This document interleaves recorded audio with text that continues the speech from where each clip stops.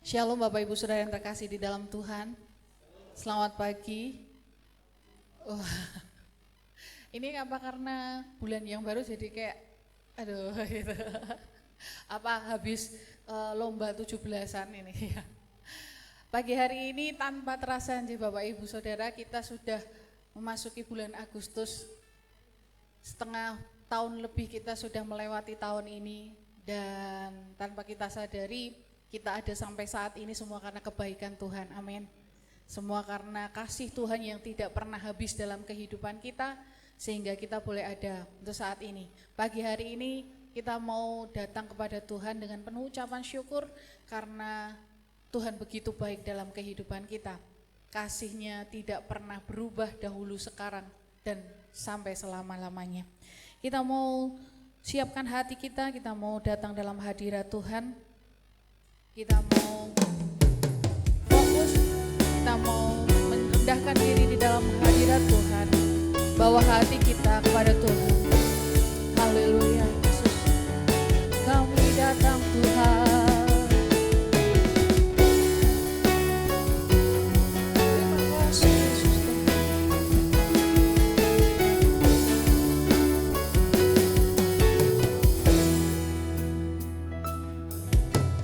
Tak terukur kasih-Mu Yesus, Kau telah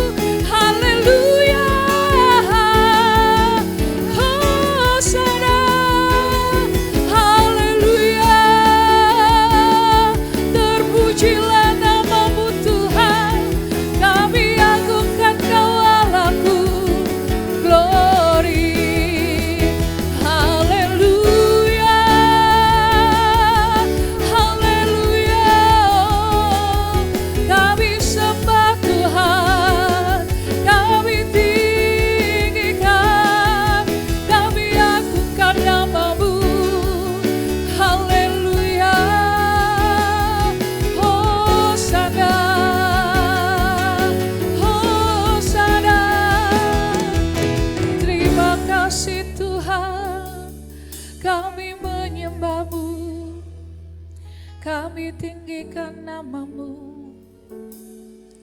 Terima kasih Tuhan, Kau yang layak diagungkan, Kau yang layak ditinggikan, Allah yang begitu mengasihi kami Tuhan. Terima kasih untuk kasih-Mu Tuhan, terima kasih untuk pengorbanan-Mu Tuhan, sehingga kami boleh ada saat ini Tuhan. Kami mau datang menyembah-Mu Tuhan, kami mau datang dengan sepenuh hati kami, merendahkan diri di hadapan-Mu Tuhan.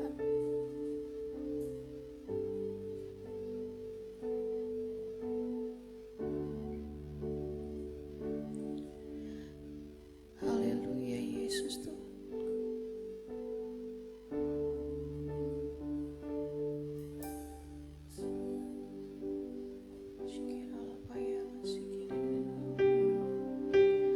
Glory, haleluya.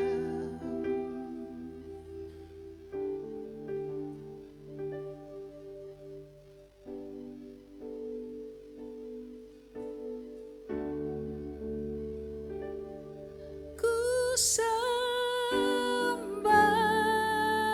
Kau, Yesus, ku sembah Kau, segenap hatiku dan kekuatanku. Ku rindu menyembah-Mu Yesus. Dengan segenap hati kita mau menyembah Tuhan. Ku sembah Kau, Yesus, ku sembah Kau.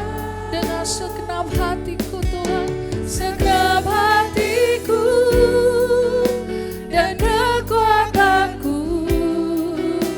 Ku rindu menyembah-Mu Yesus. Ku sembah Kau, ku sembah Kau, Yesus, ku sembah Kau. Segenap hatiku dan kekuatanku. Ku rindu menyembah. Saya undang Bapak Ibu Saudara untuk bangkit berdiri. Ku sembah Kau Tuhan, ku sembah Kau, Yesus, ku sembah Kau. Segenap hatiku dan kekuatanku. Oh, ku rindu menyembah-Mu. Sekali lagi kita mau angkat, ku sembah Kau Tuhan, ku sembah Kau, Yesus, ku sembah Kau. Segenap hatiku dan kekuatanku. Ku rindu menyembah-Mu Yesus. Segenap hatiku, segenap hatiku dan kekuatanku. Ku rindu menyembah-Mu Yesus. Segenap hatiku, segenap hatiku dan kekuatanku. Ku rindu menyembah-Mu Yesus. Berikan sorak-sorai bagi Allah kita. Kami rindu dalam hadirat-Mu Tuhan.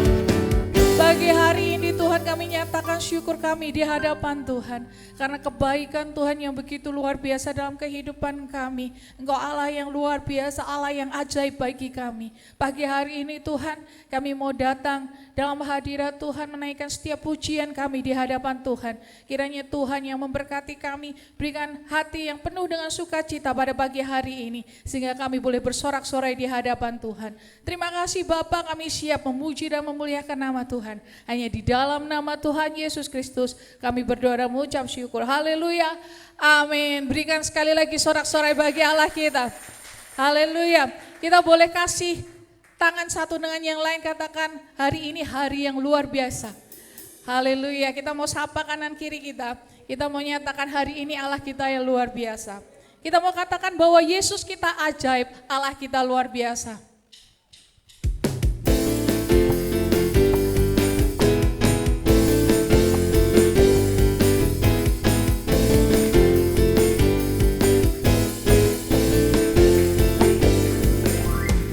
Yesus ajaib, Tuhanku ajaib, kasih-Nya ajaib bagiku.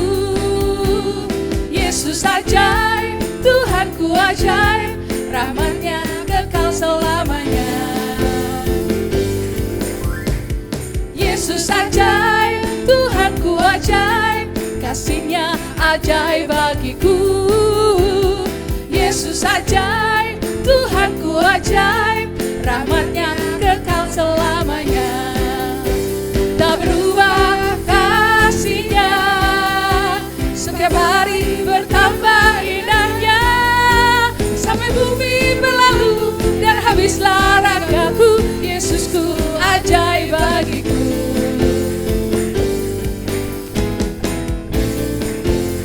Katakan Yesus ajaib, Yesus ajaib, Tuhanku ajaib, kasih-Nya ajaib bagiku. Yesus ajaib, Tuhanku ajaib, rahmat-Nya kekal selamanya. Tak berubah kasih-Nya, setiap hari bertambah indahnya. Sampai bumi berlalu dan habislah ragaku, Yesusku ajaib bagiku. Tak berubah kasih-Nya, setiap hari bertambah indahnya. Sampai bumi berlalu dan habislah ragaku, Yesusku ajaib bagiku. Katakan Yesus saja, Yesus ajaib, yang berkuasa, yang berkuasa. Ada musisat sebab Yesus ajaib. Katakan Yesus ajaib, Yesus ajaib, yang berkuasa. Ada musisat sebab Yesus ajaib. Katakan tak berubah, tak berubah. Amin. Setiap hari bertambah indah, sampai bumi berlalu dan habislah ragaku, Yesusku ajaib bagiku. Tak berubah kasih-Nya, setiap hari bertambah indahnya. Sampai bumi berlalu dan habislah ragaku, Yesusku ajaib bagiku. Sampai bumi berlalu dan habislah ragaku, Yesusku ajaib bagiku. Sampai bumi berlalu dan habislah ragaku, Yesusku ajaib bagiku. Haleluya. Sampai bumi berlalu, Dia tetap Yesus yang ajaib. Amin. Haleluya. Kita katakan mau katakan Yesus ajaib Kau Tuhan.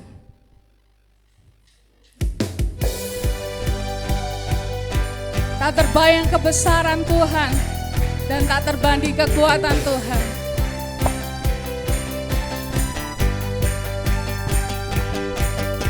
Tak terbayang kebesaran-Mu dan tak terbanding kekuatan-Mu Tuhan. Kau besar bagiku. Segenap jiwa dan pengharapan laku serahkan untuk rencana-Mu Tuhan. Kau Raja atasku, hanya Kau yang layak ditinggikan.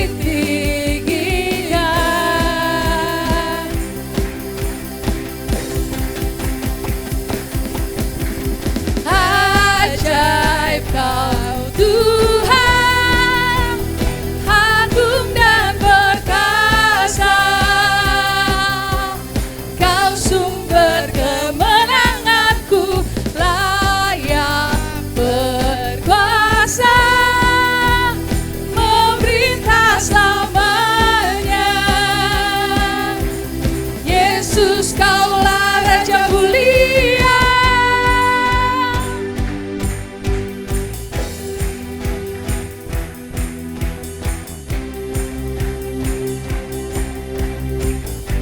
terbayang kebesaran-Mu Tuhan.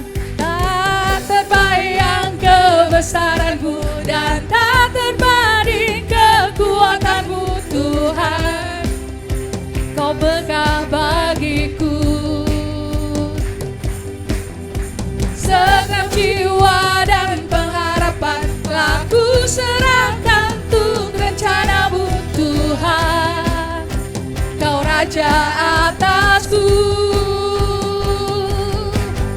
Hanya Kau yang layak ditinggikan.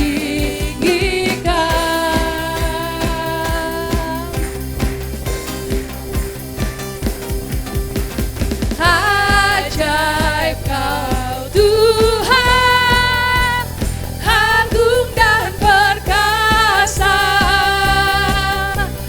Kau sumber kemenanganku, layak berkuasa, memerintah selamanya. Yesus Kaulah Raja mulia, ajaib Kau Tuhan, agung dan perkasa. Kau sumber kemenanganku, layak berkuasa, memerintah selamanya. Yesus Kaulah Raja mulia,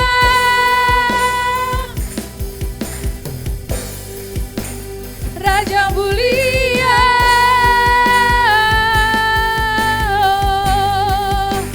Raja mulia. Berikan suara-suara bagi Allah kita, haleluya. Silakan duduk Bapak Ibu Saudara. Haleluya, Dialah Allah yang berkuasa, yang memerintah selamanya. Pagi hari ini kita mau lebih dalam masuk dalam hadirat Tuhan, mempersiapkan diri lebih lagi untuk menerima taburan firman Tuhan pada malam hari, pada pagi hari ini.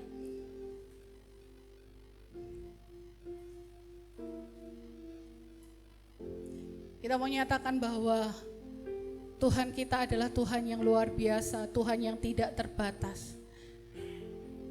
Kasih-Nya tidak terbatas untuk kita. Pagi hari ini kita mau siapkan hati kita menerima taburan firman Tuhan. Haleluya. Ku kagumi cara-Mu mencintaiku. Kau ada di cerita proses hidupku. Di titik terendahku Kau hadirkan mengangkatku. Ku tahu Kau tak menyerah akan hidupku. Ku kagumi cara-Mu mencintaiku. Kau hadir di setiap proses hidupku. Titik terendahku Kau hadir untuk mengangkatku. Ku tahu Kau tak menyerah atas hidupku.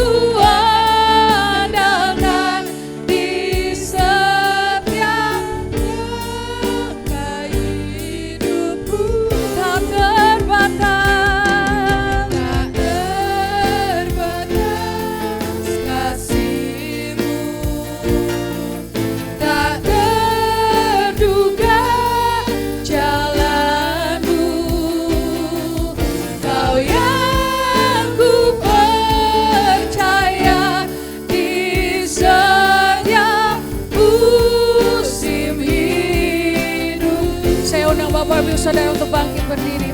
Tak terbatas kuasa-Mu, tak terduga cara-Mu. Kau yang kuandalkan di setiap langkah hidupku. Tak terbatas kasih-Mu, tak terduga jalan-Mu. Kau yang ku percaya di setiap musim hidup. Tak terbatas waktu dan tempat saya kepada Tak terduga cara-Mu. Kau yang kuandalkan di setiap langkah hidupku. tak terbatas, Tak terbatas kasih-Mu, tak terduga jalan-Mu, tak terduga jalan-Mu. Kau yang ku percaya, Kau yang ku percaya di setiap musim hidupku. Kau Kau yang ku ku percaya di setiap musim hidup. katakan kau yang ku percaya, Kau yang ku percaya di setiap musim hidupku. Kami naikkan syukur kami di hadapan Tuhan Allah kami, yang kami tahu tidak pernah meninggalkan kami di dalam segala musim kehidupan kami.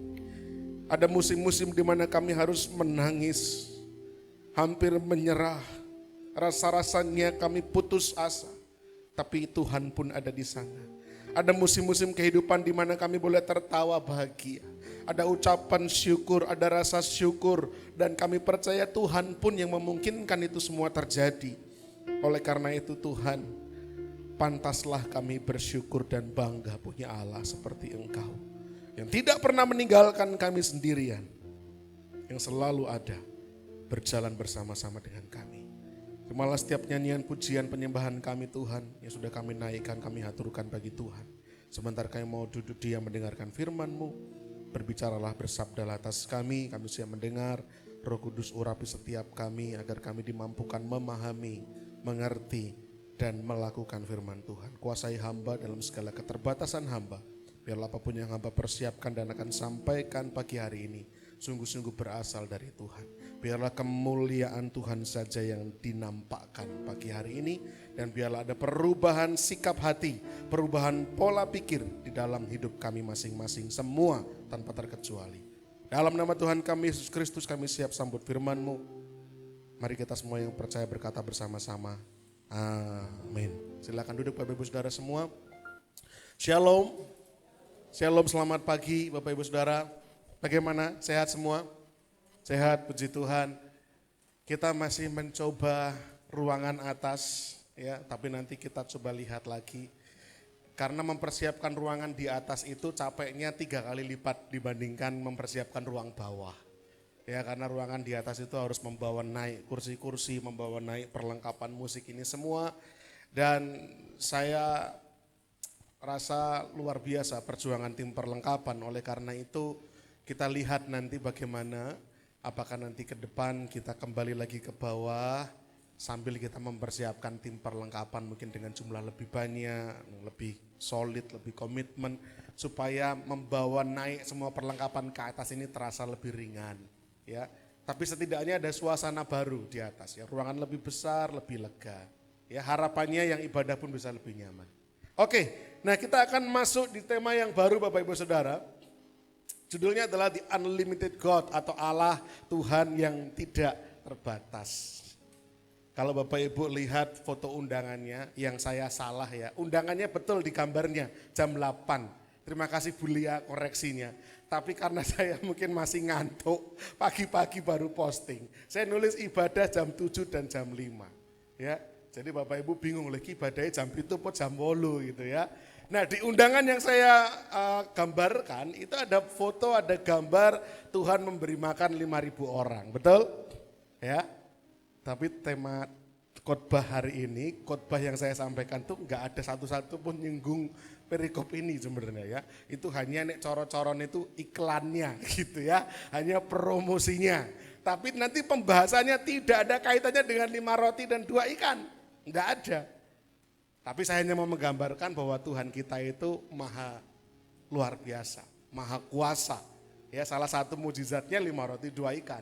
Tapi saya nggak mau bahas itu pagi ini ya. Kalaupun nanti nyinggung-nyinggung ya hanya kebetulan saja. Tapi bukan ini yang saya bahas utamanya. Yang pertama. Lalu yang kedua, wah ini Om Daniel khotbahnya mulai kayak gini nih, nyerempet-nyerempet gereja-gereja yang lain gitu kan. Yang teologi kemakmuran gitu kan. Bahwa Tuhan kita itu luar biasa dahsyat. Kita akan menjadi kepala bukan jadi ekor. Kita akan diberkati bukan cuma 2-3 kali lipat, 50 kali lipat, 100 kali lipat. Yang percaya katakan amin, amin, tepuk tangan semua. Wah Om Daniel mulai nyerempet-nyerempet. Tunggu dulu ya, tunggu dulu. Judulnya ini pun adalah iklannya gitu ya, promosinya. Karena kita mau belajar yang sebenarnya. Bagaimana kita harus menyikapi dengan benar Tuhan yang tidak terbatas itu. Jadi gini Bapak Ibu Saudara, Tuhan kita itu tidak terbatas, setiap kita sudah tahu hal ini. Amin. Kalau Tuhan kita terbatas, lalu apa bedanya dengan manusia? Halo, kalau Tuhan kita terbatas, apa bedanya dengan saya? Saya juga punya keterbatasan. Tapi Dialah pencipta, Dia tidak terbatas.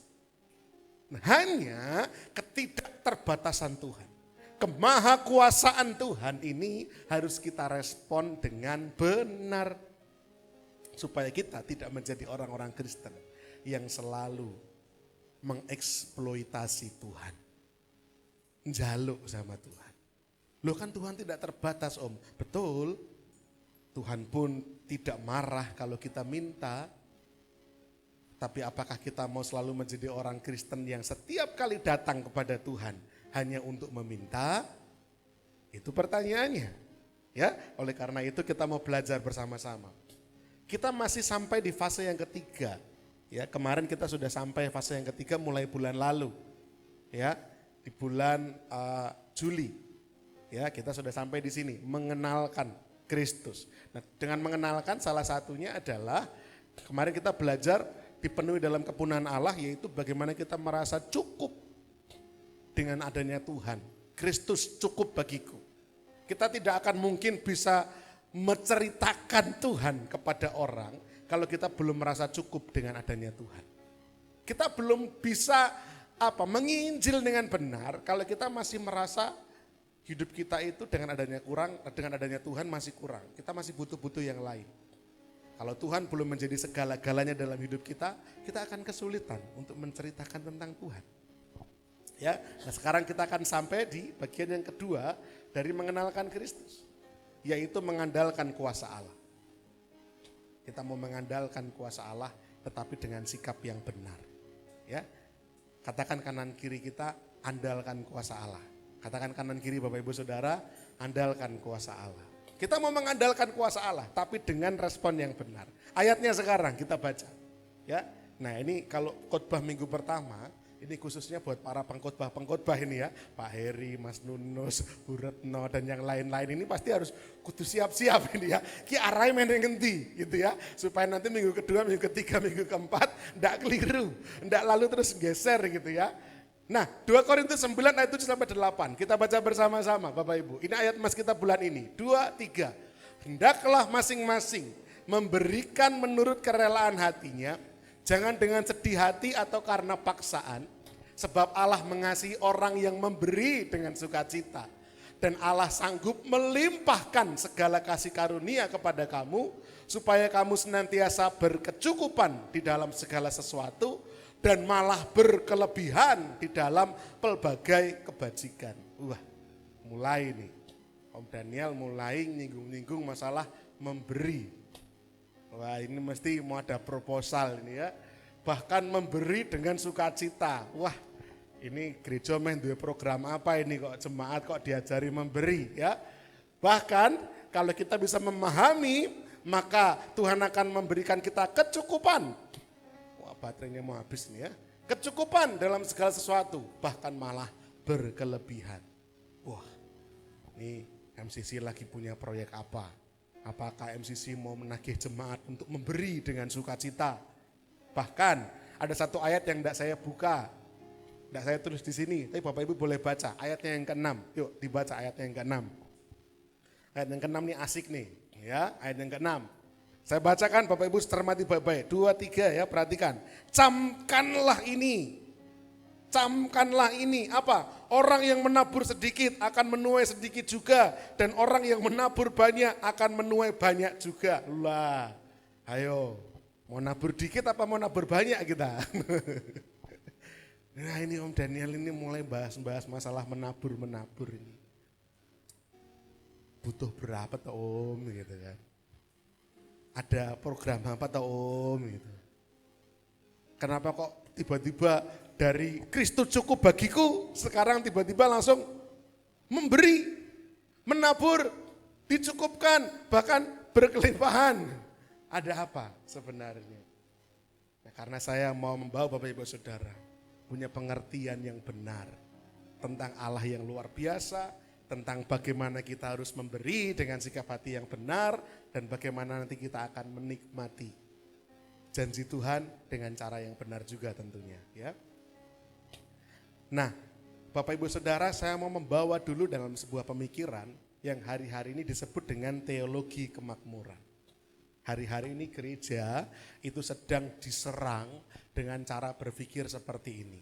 Teologi kemakmuran. Teologi, apa itu teologi? Theo itu Tuhan, logi itu ilmu, logos itu ilmu. Jadi kalau teologi itu ilmu tentang Tuhan, tapi dikaitkan dengan kemakmuran.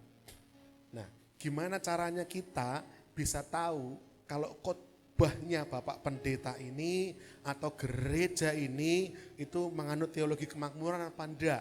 Gimana cara ngurus ceknya? Yang pertama, kalau khotbah-khotbahnya menekankan bahwa kekayaan adalah tanda seorang beriman kepada Tuhan dan tanda orang itu diberkati Tuhan, maka gereja itu, pendeta itu berarti menganut teologi kemakmuran. Kalau jemaatnya dituntut, Bapak Ibu harus berhasil, harus sukses. Ya, kalau sekarang punya kendaraan motor roda 2, besok harus beriman punya roda 3. Wah, buat nyamuk gitu kan. 3 roda. Kalau sekarang punya mobil 1, beriman, Tuhan tahun depan kasih mobil 2, buka rental. Wah. Kalau sekarang belum punya rumah, beriman, besok Tuhan kasih rumah. Yang tahun depan beriman punya rumah, angkat tangan. Wah. Nanti tahun depan yang punya rumah kita kesaksian. Wah. Kalau yang kira-kira kayak gini-gini, bahwa ternyata diberkati Tuhan, itu menjadi tanda orang beriman. Nah, ini arahnya mulai ke teologi kemakmuran. Hati-hati. Ya. Atau yang mengajarkan bahwa Tuhan menginginkan semua orang itu hidupnya makmur. Tuhan mau Bapak Ibu semua itu makmur, kaya, berlimpah-limpah agar kita jadi berkat. Wah, katanya benar. Tapi sekarang kita cross check. Apakah semua orang Kristen hidupnya kaya raya? Halo? Jawabannya tidak. Lah, kalau gitu tidak semua orang Kristen hidupnya kaya raya, berarti yang enggak kaya raya itu enggak Kristen no. Enggak beriman no. Kalau menganut ajaran seperti ini. Padahal kan tidak toh. Ya kan? Bahwa Tuhan memang penuh kasih. Tuhan memberkati. Tetapi apakah Tuhan menuntut semua kita ini harus makmur? Nanti kita belajar, kata kuncinya bukan makmur.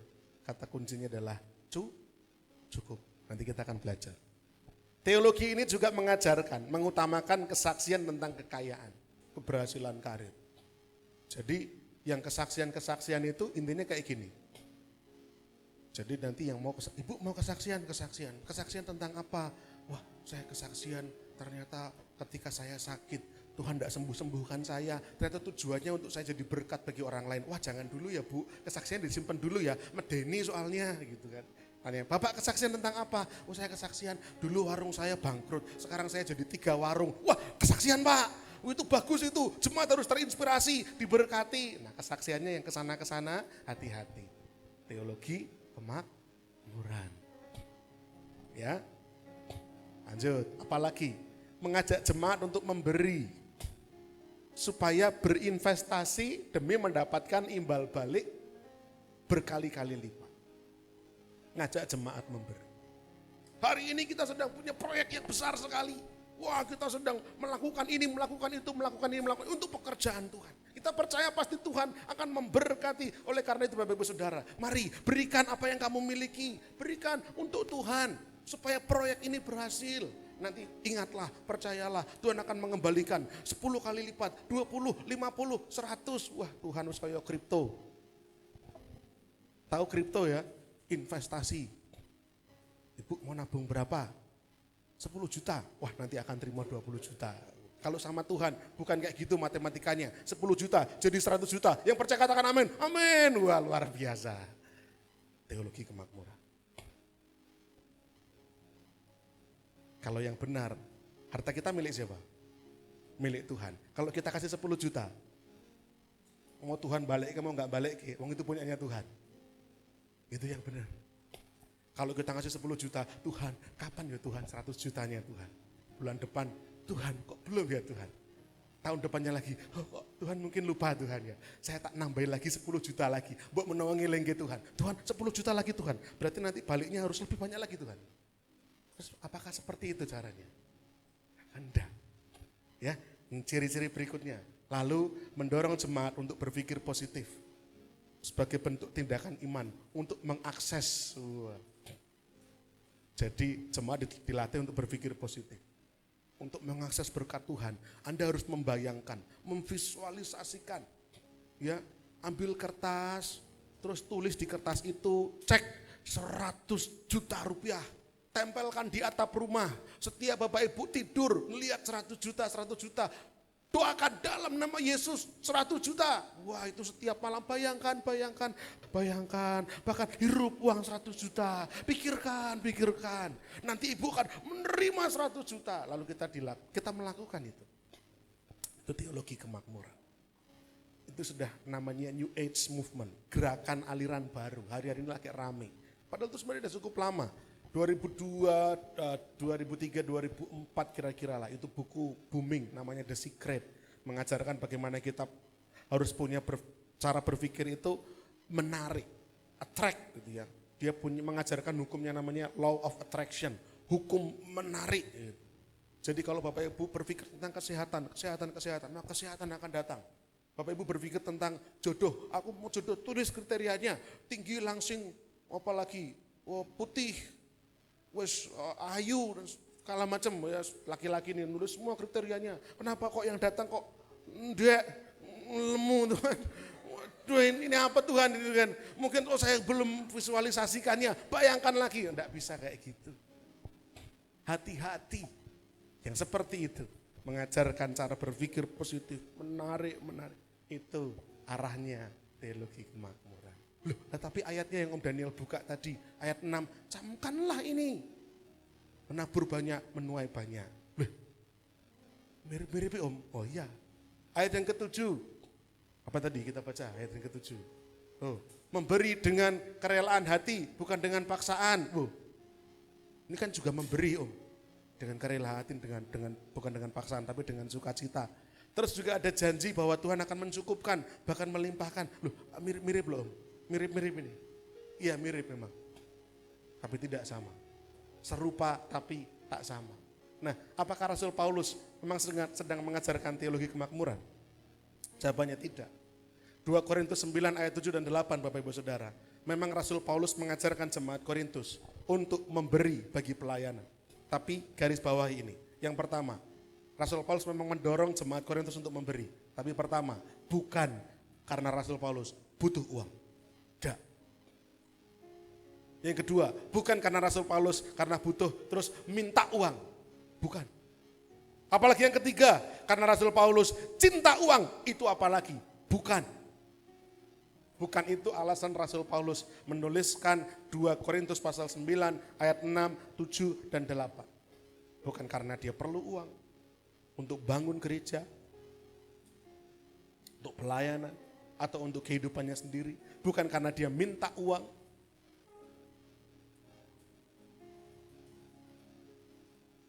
Saya tidak menyalahkan pendeta-pendeta yang memang hidup sepenuhnya dari pelayanan. Oh tidak, memang itu adalah bagian dari beliau. Saya, puji Tuhan, saya masih memiliki pekerjaan, saya hidup dari pekerjaan. Pelayanan adalah bentuk rasa syukur saya kepada Tuhan. Tapi bagi pendeta-pendeta yang hidup dari pelayanan, silakan.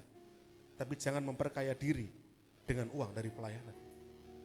Itu hal yang berbeda. Rasul Paulus, dia menulis ayat-ayat ini bukan karena dia perlu uang, minta uang, apalagi cinta uang. Lalu alasannya apa? Yang pertama, ini intronya dulu Bapak Ibu ya. Ada rasa yang, ada hal yang perlu diluruskan. Ada hal yang perlu diluruskan oleh Rasul Paulus kepada jemaat di Korintus ini. Sehingga ia menuliskan itu semua. Yang diluruskan yang pertama apa? Mengingatkan kembali jemaat Korintus tentang iman yang nyata. Alkitabnya boleh di-keep dulu aja, Bapak Ibu buka ayat yang ini. Baca saja ayat yang saya tuliskan di depan, supaya kita bisa cepat. 2 Korintus pasal 8 ayat yang ke-7, satu pasal sebelumnya, itu jelaskan demikian. Maka sekarang sama seperti kamu kaya dalam segala sesuatu, dalam iman, dalam perkataan, dalam pengetahuan, dalam kesungguhan untuk membantu, dalam kasihmu terhadap kami. Demikian jugalah hendaknya kamu kaya dalam pelayanan kasih ini. Rasul Paulus mengingatkan jemaat Korintus. Jemaat Korintus itu Bapak Ibu Saudara, pintar-pintar, hebat-hebat. Kalau ngomong, wah jos. Karena di kota Korintus isinya orang-orang yang terpelajar. Bahkan karunia-karunia rohaninya hebat-hebat. Karunia-karunia rohaninya hebat-hebat. Kalau Bapak Ibu Saudara buka dalam 1 Korintus pasal 13, Rasul Paulus menegaskan, sekalipun aku bisa berkata-kata dalam berbagai macam bahasa, bahkan bahasa malaikat sekalipun, tapi kalau aku tidak punya kasih, maka tidak ada gunanya bagiku. Bahkan sekalipun aku memberikan diriku untuk dibakar sekalipun, tapi kalau aku tidak mempunyai kasih, gak ada artinya. Jadi Rasul Paulus itu menegaskan pada jemaat Korintus, karuniamu hebat-hebat, karuniamu jos-jos. Tapi dalam hal pelayanan kasih, meleret. Dalam hal pelayanan kasih, rada niduk gitu ya. Kalau yang karunia-karunia, kepintaran-kepintaran munggah gitu ya. Tapi dalam hal pelayanan kasih, dalam hal memberi, agak lesu. Diingatkan, iman yang nyata itu bukan cuma di sini. Iman yang nyata bukan cuma di sini. Tapi iman yang nyata itu harus dibuktikan dengan perbuatan. Memberi, berkorban, membantu, menolong sesama. Itu iman yang nyata. Rasul Paulus mengingatkan, sebagaimana kamu pandai dalam segala sesuatu, harusnya dalam pelayanan kasih pun tunjukkan itu. Alasan yang kedua, untuk mengingatkan jemaat Korintus akan janjinya sendiri. Janjinya jemaat Korintus. Ya, ayat yang ke-10 dan 11, perhatikan. Inilah pendapatku tentang hal itu yang mungkin berfaedah bagimu. Memang sudah sejak tahun yang lalu, kami mulai melaksanakannya dan mengambil keputusan untuk menyelesaikannya juga. Maka sekarang selesaikan jugalah pelaksanaannya itu. Hendaklah pelaksanaannya sepadan dengan kerelaanmu dan lakukanlah itu dengan apa yang ada padamu. Jadi yang kedua, kenapa Rasul Paulus kok membahas masalah memberi? Kenapa Rasul Paulus mengajar tentang memberi dengan sukacita, Tuhan akan mencukupkan, melimpahkan. Kenapa? Karena Rasul Paulus sedang mengingatkan janjinya jemaat Korintus. Piye kowe lali to? Tahun wingi janjimu apa? Tahun wingi kan janjimu mau memberi dalam pelayanan. Bagus itu. Tapi kenapa kok berhenti? Ayo dilanjutkan lagi. Selesaikanlah apa yang menjadi komitmenmu. Jadi sebenarnya Rasul Paulus hanya mengingatkan. Karena jemaat Korintus sudah punya komitmen, sudah punya janji. Jadi bukan karena Rasul Paulus nagih-nagih duit ya, minta-minta uang, enggak. Jadi alasan yang kedua karena mengingatkan kembali. Dan alasan yang ketiga untuk menjaga keseimbangan dalam tubuh Kristus. Ayatnya, ayat 13-14. Sebab kamu dibebani bukanlah supaya orang-orang lain mendapat keringanan, tetapi supaya ada keseimbangan. Maka hendaklah sekarang ini kelebihan kamu mencukupkan kekurangan mereka, agar kelebihan mereka kemudian mencukupkan kekurangan kamu supaya ada keseimbangan. Alasan ketiga, kenapa kok kita dilatih untuk memberi? Supaya ada keseimbangan. Apakah semua orang di ruangan ini semua berlebih dalam hal uang atau materi? Halo? Apakah semua yang ada di ruangan ini berlebih dalam hal uang? Tidak. Ada yang berlebih dalam uang. Ada yang berlebih dalam hal waktu. Ada yang berlebih dalam hal tenaga. Ada yang berlebih dalam hal ide, gagasan. Pinter nih, meletik. Nah, yang berlebih ini, yang berlebih dalam gagasan, sumbangkanlah gagasan. Yang berlebih dalam hal waktu, berikanlah waktu. Yang berlebih dalam tenaga, berikan tenaga. Yang berlebih dalam materi, dana, berikan materi. Supaya terjadi keseimbangan. Jadi, jelas ya? Jelas ya, ketika Rasul Paulus bilang, camkan ini, nabur banyak, nuai banyak, berilah dengan sukacita, jangan dengan paksaan, karena Allah mampu mencukupkan, bahkan memberi kelimpahan. Tujuannya bukan karena Rasul Paulus cinta uang. Jelas? Paham Bapak Ibu? Bukan. Tetapi karena Rasul Paulus sedang mengajar iman yang nyata harus dibuktikan dengan perbuatan. Yang kedua, mengingatkan janjimu biyen piye. Ojo sok nek janji lenco kata orang Jerman. Ya, janjinya memberi, melayani, ning setelah diberkati, wah nanti dulu. Dan yang ketiga, mengingatkan tentang keseimbangan dalam jemaat. Ini tidak ada sangkut pautnya tentang Rasul Paulus punya agenda program, tentang Rasul Paulus butuh duit, tentang Rasul Paulus ora iso mangan, tentang Rasul Paulus pengen tuku mobil, tentang Rasul Paulus pengen tuku sepatu anyar. Tidak ada. Semua yang dikhotbahkan Rasul Paulus lewat suratnya ini demi jemaat untuk makin ngerti kenal sama Tuhan. Yang pertama, imanmu harus mbok buktikan. Yang kedua, janjimu ya harus mbok buktikan. Wong wis janji mosok belenjani. Yang ketiga, ada keseimbangan dalam gereja. Yang bisa ngasih uang, kasih uang. Yang bisa kasih tenaga, berikan tenaga. Yang bisa kasih waktu, berikan waktu. Itu tujuannya. Nah, kalau Bapak Ibu Saudara sekarang terdorong untuk, oh ya saya diingatkan nih, maka kita akan mengalami pengalaman hidup Allah akan mencukupkan. Allah akan melimpahkan ketika kita terdorong untuk juga memberi. Jadi sekarang kalau khotbah ini lalu mengajak Bapak Ibu untuk nanti memberi, bukan untuk saya. Bukan untuk gereja, kita mau bangun gereja, bukan. Memberi untuk apa? Untuk supaya Bapak Ibu membuktikan iman. Memberi untuk apa? Supaya kalau kita dulu punya janji, ayo yang punya janji sama Tuhan diingatkan kembali. Beri. Dan yang ketiga, supaya kita ada keseimbangan di dalam jemaat. Kalau kita melakukan ini, apa yang akan kita alami? Bukankah Allah kita tidak terbatas? Kita akan mengalami bahwa Allah sanggup melimpahkan segala kasih karunia kepada kita. Supaya kita senantiasa berkecukupan di dalam segala sesuatu. Malah berkelebihan di dalam pelbagai kebajikan. Ini akan kita alami. Ya, ini baru khotbahnya. Tadi pengantarnya. Apa yang akan kita dapatkan? Yang pertama, Allah akan memberkati berlimpah-limpah. Periseo kata Yunaninya. Periseo itu berlimpah-limpah. Dan Allah sanggup melimpahkan segala kasih karunia kepada kamu. Alkitab versi yang mudah dibaca lebih jelas lagi, dan Allah dapat memberi berkat yang berlimpah-limpah kepada kamu, kepada kita. Apa itu periseo? Apa itu berlimpah-limpah? Seperti gambaran ini. Lebih dari cukup, melimpah, meluap, penuh hingga meluap. Nah, itu kata periseo. Kalau kayak gelas diisi sampai airnya mubal sampai airnya bludak. Itu periseo. Ya. Itu artinya lebih dari cukup, berlimpah-limpah. Enak nggak dengar kata berlimpah-limpah, Yulisa? Lebih dari cukup, senang dah? Senang. Mas Yu pulang dari berlayar, kalau mendengar kata periseo artinya berlimpah-limpah, lebih dari cukup, melimpah, penuh sampai meluap, senang enggak rasanya? Oh senang.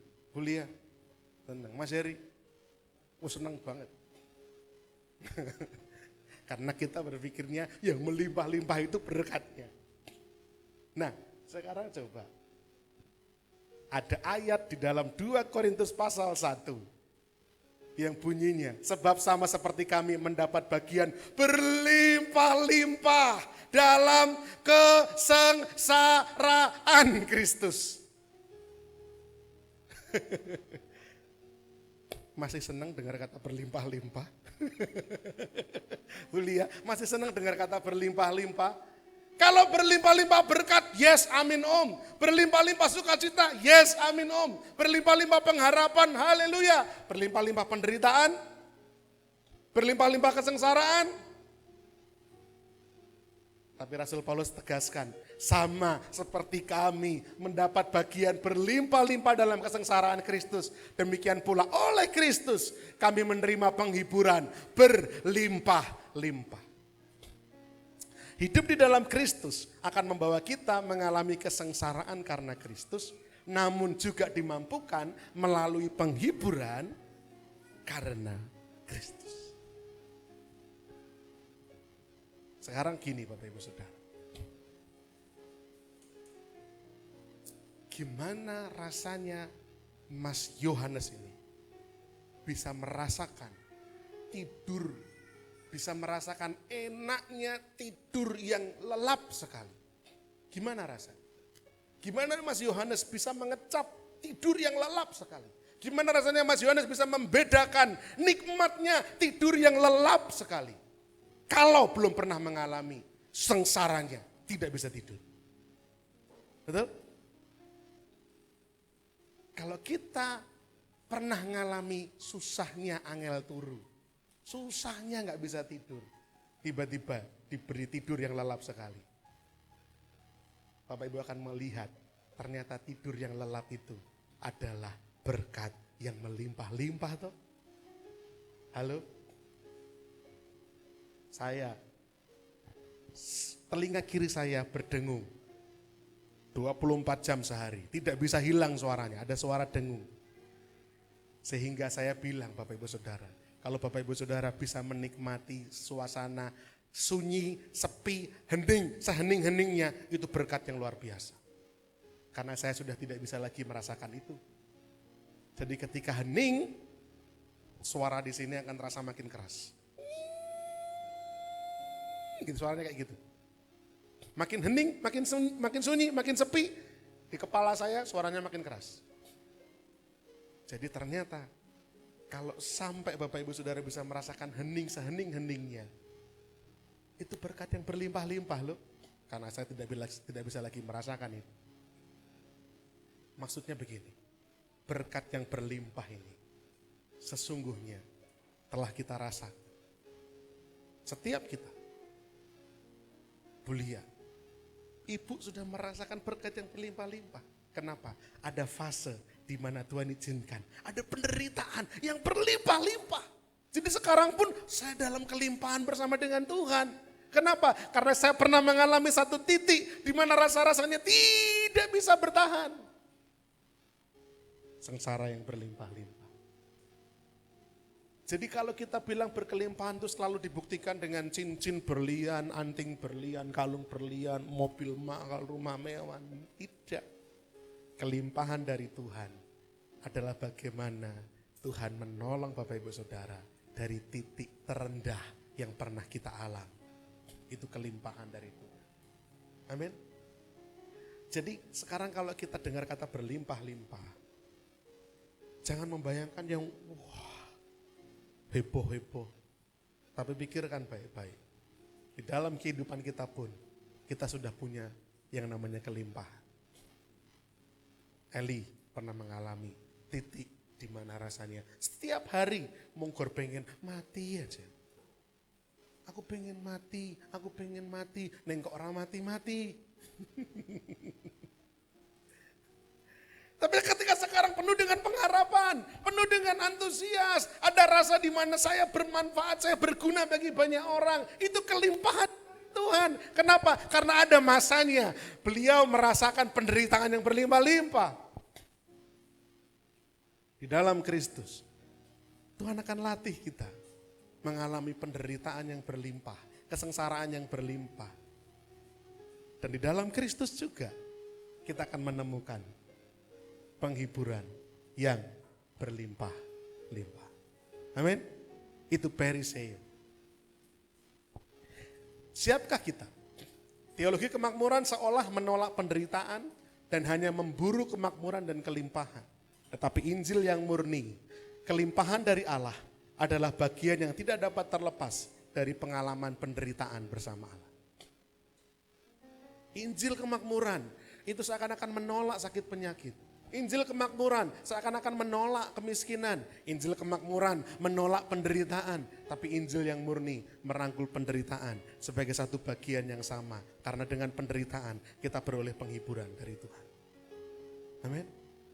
Karena kalau kita orang Kristen kok menderita, berarti kalau saya menderita, berarti saya bukan Kristen. Orang Kristen kok uripe susah. Loh, berarti aku tidak susah tuh orang Kristen. Orang Kristen kok miskin? Loh, kalau aku sekarang berkekurangan berarti saya bukan Kristen. Itu cara pikir yang keliru semua. Injil yang murni mengajarkan bahwa di dalam penderitaan itu adalah bagian di mana kita akan beroleh penghiburan dari Tuhan nanti. Jadi Bapak Ibu Saudara, kalau yang hari-hari ini sedang mengalami titik terendah di dalam kehidupan kita, ancang-ancang ya, siap-siap. Bapak Ibu Saudara akan mengalami penghiburan dari Tuhan. Yang akan membuat kita tidak bisa bicara lagi. Oh, ternyata ini maksud Tuhan. Amin. 10 tahun kami menanti keturunan. Begitu Tuhan kasih dalam kurun waktu 2-3 tahun, Tuhan kasih double, 2 langsung. Istri saya beberapa hari yang lalu bilang, dulu gak dikasih kok ya susah, sekarang dikasih 2 kok ya repot. Tapi itu penghiburan yang berlimpah-limpah dari Tuhan.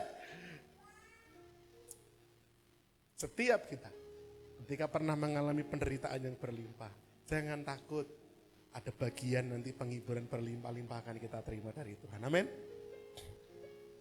Yang kedua, Allah akan memberi yang kita perlukan. Perlukan loh. Bukan inginkan. Allah akan mencukupkan. Bahasa Yunaninya adalah autarkeia. Supaya kamu senantiasa berkecukupan dalam segala sesuatu. Atau versi mudah dibacanya, lebih daripada yang kamu perlukan. Sehingga kamu selalu berkelimpahan. Apa arti kata autarkeia atau berkecukupan? Artinya adalah merasa cukup, swasembada, atau artinya puas. Nah kalau artinya cukup, artinya puas, maka masalahnya bukan pada barangnya. Masalahnya bukan pada jumlahnya. Kalau autarkia artinya merasa cukup dan merasa puas, maka problemnya bukan pada barangnya. Bukan pada jumlah atau apapun yang sedang kita pegang. Tapi permasalahannya ada pada perasaannya.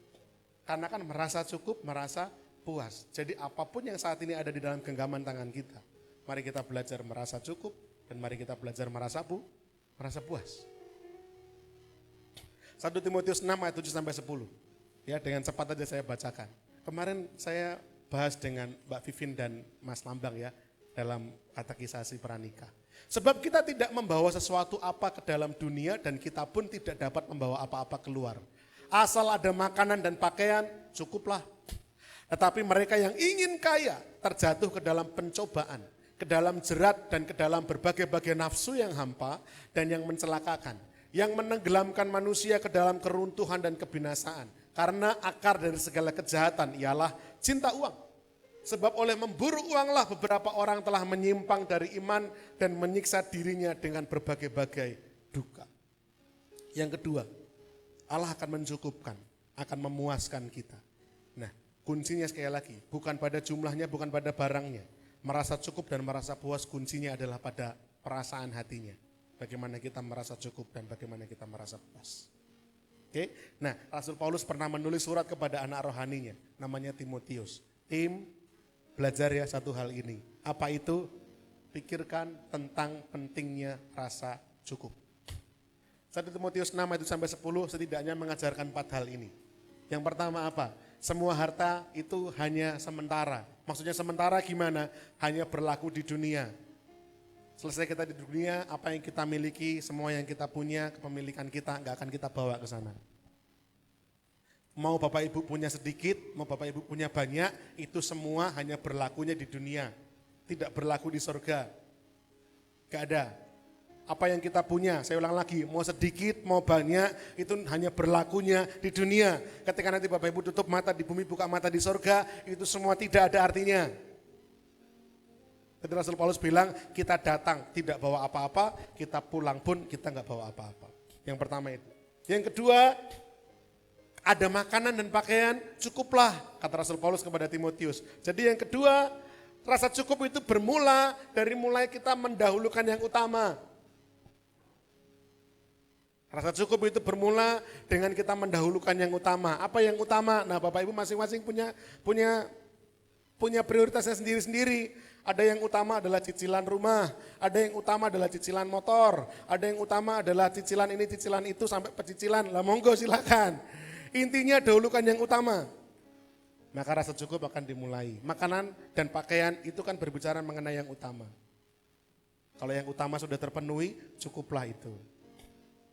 Ya, kemarin saya bilang sama Mbak Vivin, 2 malam yang lalu saya sama istri sama anak laki-laki saya Niel itu motoran, naik motor dari rumah ke Palang Joglo. Ya, karena Palang Joglo sekarang sepi sekali. Ya, Bapak Ibu mau ngajak di tengah jalan pun aman itu ya. Memang sepi sekali, memang ditutup, enggak ada akses. Saya punya langganan nasi goreng di situ. Jadi sepi sekarang. Ya, kasihan. Jadi yang perlu nasi goreng kapan-kapan tolong dilarisi biar enggak tutup ya. Itu langganan saya di pojokan situ. Saya, istri saya sama Niel pesen nasi goreng. Nasi goreng berdua, saya satu, istri saya satu. Pulang mampir beli minum. Saya hitung-hitung kok ya cuma 40 ribuan sekian. Berarti sebenarnya 40 ribu itu makan bertiga ya cukup. Tapi kadang-kadang kenapa kok bisa sampai banyak, bisa sampai lebih. Ya kadang-kadang karena kita pengen steak, kadang-kadang kita pengen pizza, kadang-kadang kita pengen pasta, kita pengen sate, nasi goreng, kata Obama gitu. Ya, karena keinginan itu sehingga kita merasa nggak cukup gitu ya. Tetapi kalau kita berusaha mendahulukan yang utama, maka ada rasa cukup di sana. Memang tidak mudah. Memang tidak mudah. Bagaimanapun juga manusia memiliki banyak keinginan.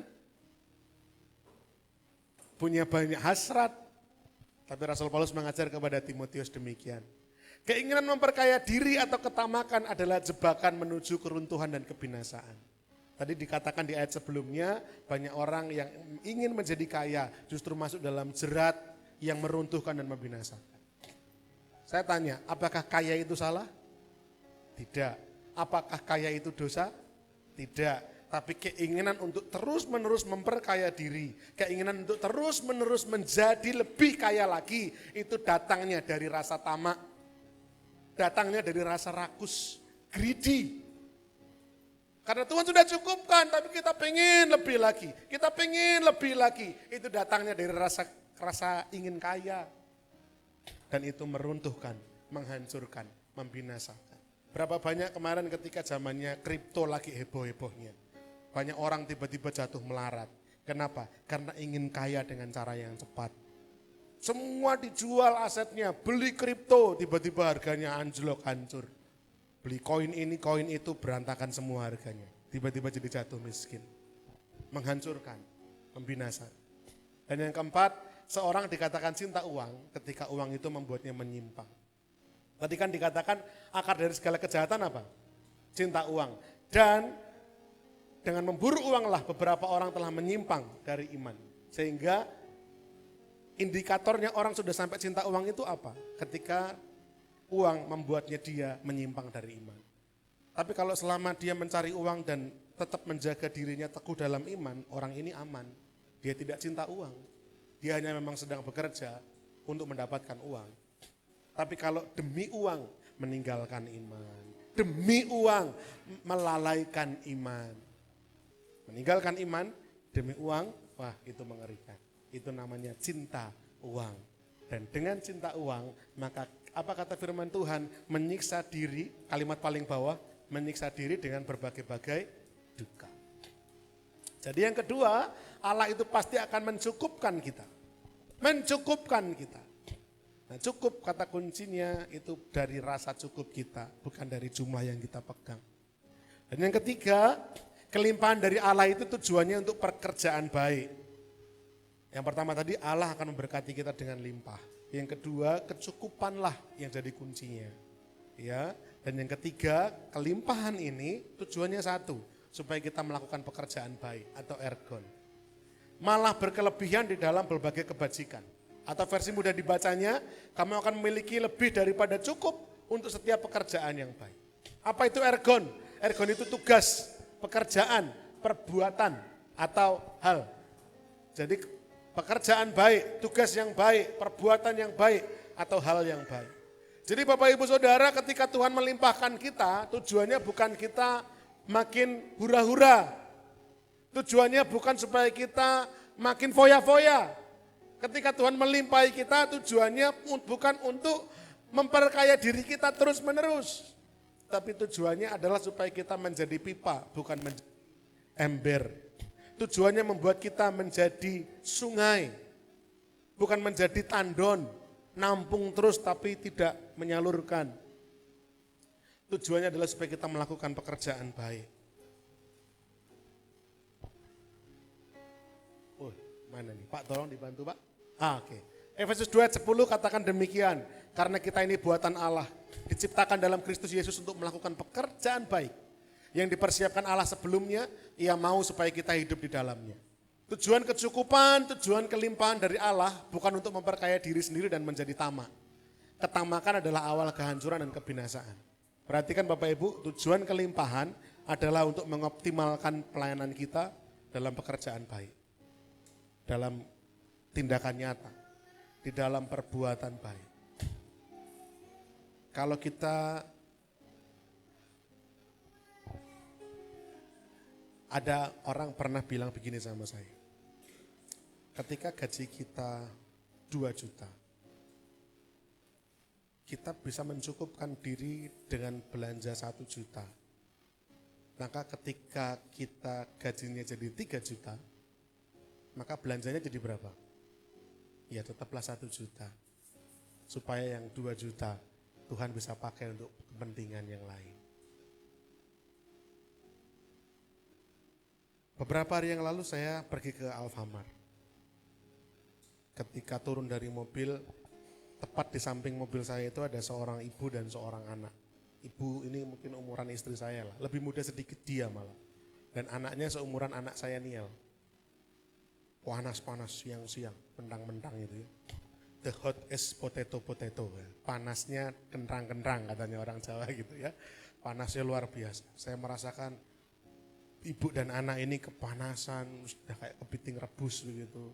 Duduk ngemper di depan Alfamart. Anaknya seumuran Niel. Saya hanya berpikiran kalau Niel yang di situ ngemper, Niel cukup beruntung sehingga mendapat tempat yang baik, dikasih oleh orang-orang di sekitarnya. Tapi tidak dengan anak ini. Saya nggak mau berpikiran buruk ini apakah memang ibu ini hanya pura-pura untuk mengiba, karena dia malas, dia membutuhkan. Saya nggak mau mikir itulah. Karena ketika saya turun dari mobil, Tuhan tunjukkan langsung di depan mata, maka harus ada tindakan yang nyata tuh. Masuk ke Alfamart. Niatan saya untuk belanja apapun sudah hilang. Pikirannya cuman apa yang kira-kira saya bisa kasih untuk ibu itu. Saya ambil air mineral, roti, biskuit, crackers itu ya, yang apa itu, kongguan abon itu ya, lalu susu, malkis, ya, lalu mainan. Karena saya mikir Niel kalau dibeliin mainan senang sekali, jadi saya belikan juga mainan. Begitu saya bayar satu plastik, saya keluarnya hanya untuk ibu-ibu, monggo Tuhan berkati. Ibu itu bilang, waduh makasih ya Om. Lalu ketika saya naik mobil dan saya nengok sebentar, ternyata anak itulah kayak buka mainannya. Wah senang banget. Persis kayak Niel ketika buka mainan. Saya ambilin phone saya, tak foto. Kenapa saya foto? Untuk menjadi pengingat buat saya. Betapa kita bersyukur kalau keadaan kita saat ini baik-baik saja. Ada banyak orang yang Tuhan izinkan mengalami fase-fase yang tidak baik. Kalau kita sekarang dalam fase yang baik, tujuannya bukan untuk diri kita saja, tapi untuk orang-orang lain yang sedang mengalami yang tidak baik. Untuk kita jadi berkat buat mereka. Bagaimana supaya kita bisa menjadi saluran berkat dalam hal pekerjaan baik, dalam kerja nyata dan perbuatan baik.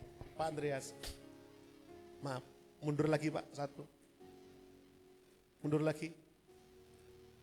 Oh maaf, yang ini tadi betul, satu lagi. Nah, Rasul Yakobus pernah berkata demikian. Rasul Yakobus pernah berkata demikian. Ya, perhatikan. Sekarang seseorang mungkin berpendapat. Ini saya ambil dengan terjemahan yang enak saja ya. Ini sebuah ayat yang ditulis Rasul Yakobus, tapi saya mengambilnya dan saya menggunakan bahasa yang sangat mudah dipahami. Sekarang seseorang mungkin berpendapat. Beberapa orang memiliki iman, yang lain memiliki perbuatan baik. Tapi saya berkata, kata Rasul Yakobus, tapi saya berkata, bagaimana Anda bisa menunjukkan kepada saya iman Anda jika Anda tidak memiliki perbuatan baik? Saya akan menunjukkan kepada Anda iman saya dengan perbuatan baik saya. Nah ini baru jos. Enggak usah bingung-bingung, enggak usah susah-susah. Gimana caranya melihat orang ini imannya baik? Lihat dari perbuatannya. Ketika dia bisa menunjukkan perbuatan yang baik, mencerminkan Kristus, maka dia sedang membuktikan imannya. Jadi Bapak Ibu Saudara, ada 3 hal yang saya rindu bagikan bagi Bapak Ibu Saudara pagi hari ini. Cukup panjang, tapi intinya kesimpulannya 3. Next Pak Andreas. Next lagi. Bahwa Allah mampu memberkati kita berlimpah-limpah. Hati-hati, kata berlimpah-limpah tidak selalu berbicara mengenai berkat. Kata berlimpah-limpah di dalam Kristus kadang-kadang berbicara kesengsaraan yang berlimpah-limpah sebagai ancang-ancang Tuhan menunjukkan penghiburan yang berlimpah-limpah. Jadi kalau sekarang kita sedang mengalami fase susah yang berlimpah-limpah, tenang aja. Ini ancang-ancangnya Tuhan. Ini adalah intronya Tuhan. Ini adalah kuda-kudanya Tuhan untuk menunjukkan penghiburannya yang berlimpah-limpah. Yang kedua, Allah memberi kita yang kita perlukan. Dia mencukupkan kita. Dan yang ketiga, kecukupan ini, kelimpahan ini, tujuannya satu, supaya kita bisa melakukan pekerjaan-pekerjaan yang baik. Bukan untuk diri kita sendiri, tapi untuk orang-orang di sekeliling kita. Nah, ini sebenarnya khotbahnya masih panjang. Mundur 1 slide Pak, mundur 1 slide. Tapi akan saya lanjut di minggu yang ketiga. Ya, minggu kedua besok Pak Heri. Pak Heri silakan cari celah-celah yang lain. Minggu yang ketiga saya akan bahas bagaimana kita bisa memberi dengan benar sebagaimana yang diajarkan Rasul Paulus. Memberi itu baik, tetapi Rasul Paulus mengajarkan cara-cara memberi yang benar. Ya, nah pahami hal ini sebelum kita nanti masuk minggu yang ketiga. Pahami dulu hal ini, bahwa memberi itu bukan upaya memaksa Tuhan untuk mengembalikan lipat kali ganda. Camkan baik-baik. Memberi bukan upaya untuk memaksa Tuhan mengembalikan kepada kita lipat kali ganda. Memberi bukan upaya untuk menyogok Tuhan untuk mengembalikan kepada kita lipat kali ganda dari pemberian kita. Memberi adalah bukti iman dan pengharapan kita kepada Allah. Ketika Bapak Ibu memberi, Bapak Ibu mengambil sebagian yang kita punya dan diserahkan pada orang lain. Betul? Maka yang kita punya berkurang enggak? Saat itu berkurang. Tapi kalau kita memberi, berarti kita yakin. Walaupun saat ini berkurang, bukankah Allah yang saya sembah, Allah yang tidak terbatas mampu memberikan apa yang saya perlukan. Kalau sekarang berkurang dan kurang nih, saya nggak cukup nih untuk keperluan saya, Tuhan yang akan mempersiapkan. Amin. Tuhan yang akan mencukupkannya. Jadi Bapak Ibu memberi bukan upaya untuk nyogok Tuhan. Supaya kita punya lipat kali ganda, 10, 20, 50 kali, 100 kali lipat, bukan. tapi upaya bentuk kita percaya, berharap kepada Tuhan. Tuhan memberkati, mari kita renungkan firman Tuhan sambil kita mempersiapkan hati dan pikiran kita untuk menerima perjamuan kudus. Saya undang Bapak Jonathan Iwan dan Pak Andreas Trisakti untuk boleh maju ke depan membantu pelayanan perjamuan kudus.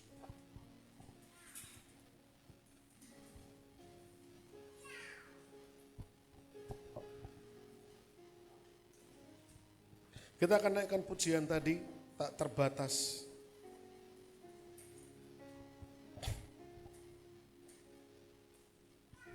Mari kita bangkit berdiri bersama-sama Bapak Ibu Saudara.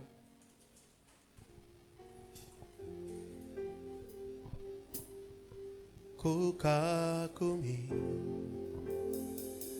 caramu mencintaiku, kau ada di cerita proses hidupku, bahkan di titik terendah kehidupan kita, Di titik terendah di masa-masa rasanya penderitaan berlimpah-limpah, di sana pun Tuhan hadir tak menyerah atas hidupku. Ku kagumi caramu mencintaiku, kau ada di setiap proses hidupku. di titik terendahku, Di titik terendahku kau hadir untuk mengangkatku.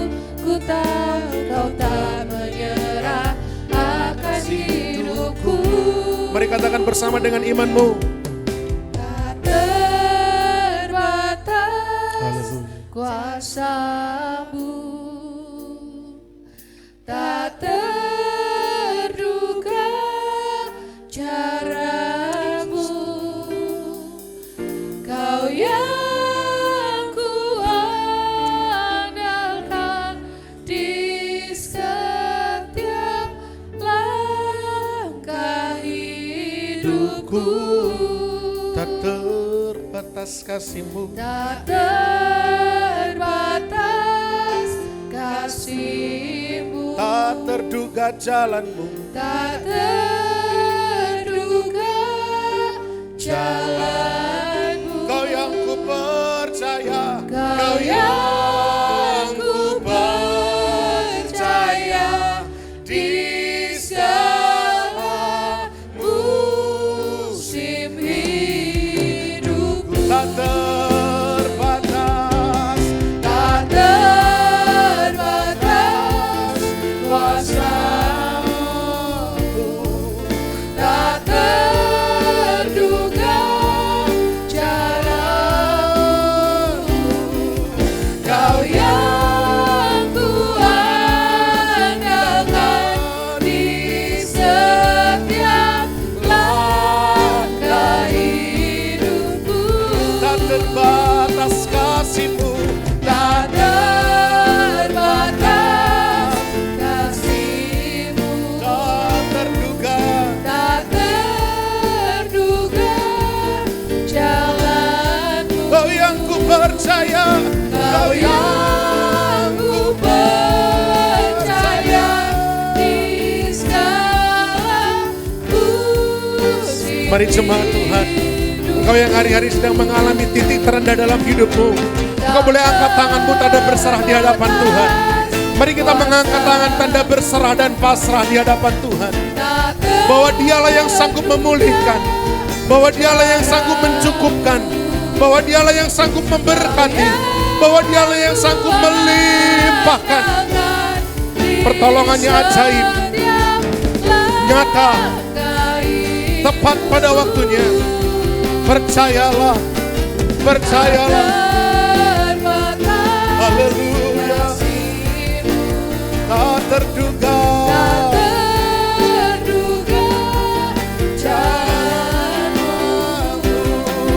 Kau yang ku percaya di segala musim hidupku. pagi hari ini kami belajar Tuhan, Kalau hari-hari kami pernah mengalami fase-fase berat dalam hidup kami. Rasa-rasanya kesengsaraan begitu berlimpah-limpah. Rasa-rasanya penderitaan begitu berlimpah-limpah. Maka kami tidak mau mengeluh, tapi kami justru mau berkata, kami mengagumi cara Tuhan mencintai kami. Ketika Tuhan mengizinkan kami berjalan dalam lembah kekelaman, sebenarnya adalah cara Tuhan untuk menunjukkan kehadiran-Mu dengan nyata.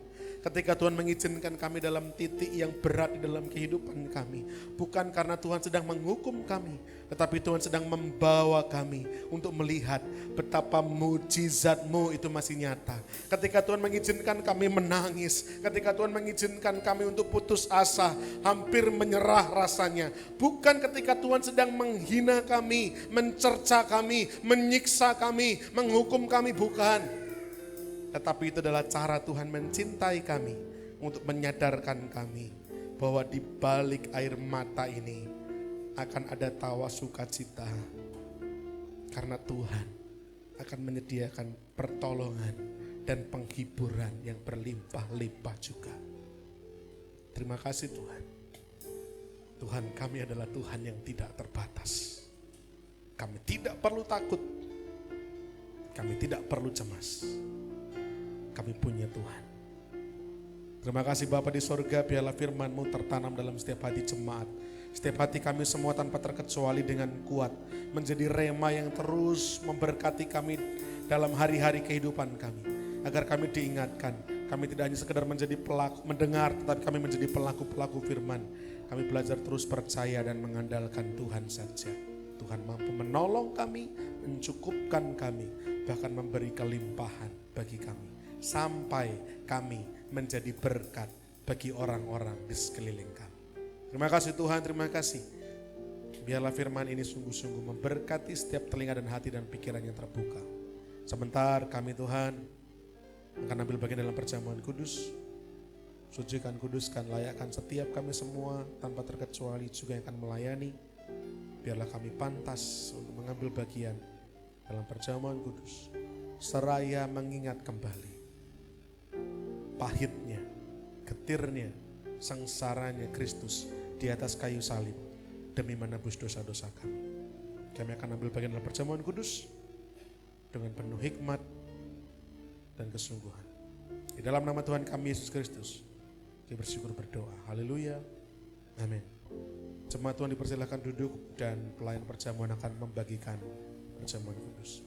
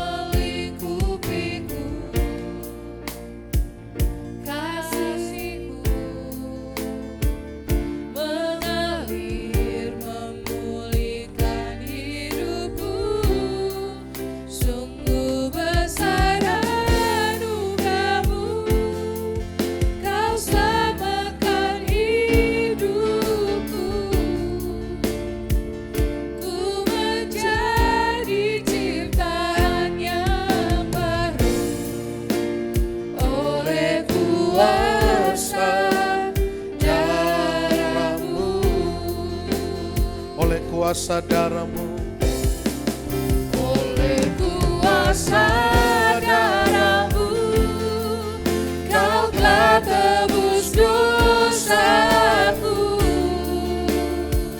kekudusan-Mu melingkupiku.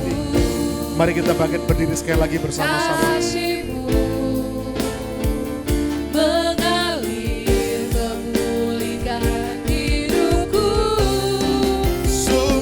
Besar anugerah-Mu, Kau selamatkan hidupku. Ku menjadi ciptaan yang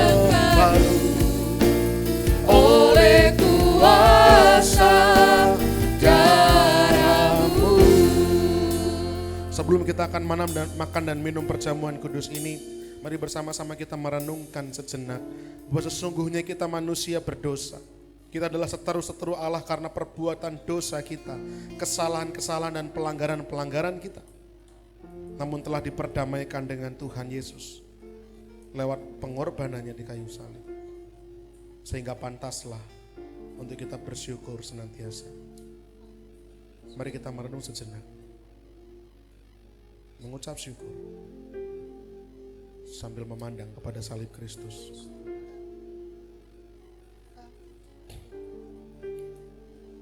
Kita akan mengangkat roti dengan tangan kanan tinggi-tinggi di atas kepala. Sebab apa yang telah kuteruskan kepadamu telah aku terima dari Tuhan, yaitu bahwa Tuhan Yesus pada malam waktu ia diserahkan, mengambil roti dan sesudah itu ia mengucap syukur atasnya. Ia memecah-mecahkannya dan berkata, inilah tubuhku yang diserahkan bagi kamu. Perbuatlah ini menjadi peringatan akan aku. Mari kita makan bersama-sama dengan percaya di dalam nama Tuhan Yesus Kristus.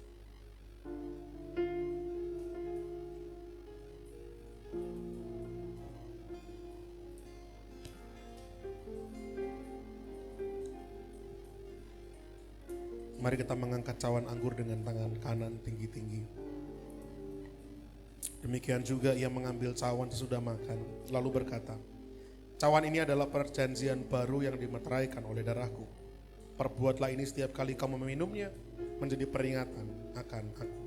Mari kita minum bersama-sama dengan percaya dalam nama Tuhan Yesus Kristus.